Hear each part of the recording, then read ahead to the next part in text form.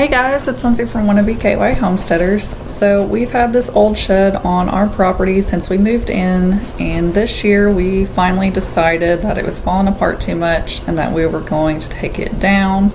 Now it was super cute. I really loved the way it looked and everything, but it was honestly falling apart and probably going to end up being more of a pain later on down the road if we didn't go ahead and tear it down the rest of the way.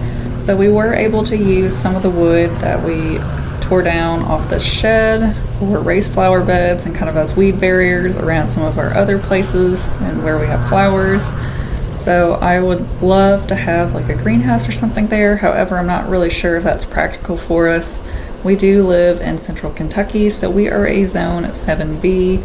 While we would get used out of a greenhouse, it really wouldn't be for more than a couple months out of the year. So we might do something different with this area, not really sure what just yet.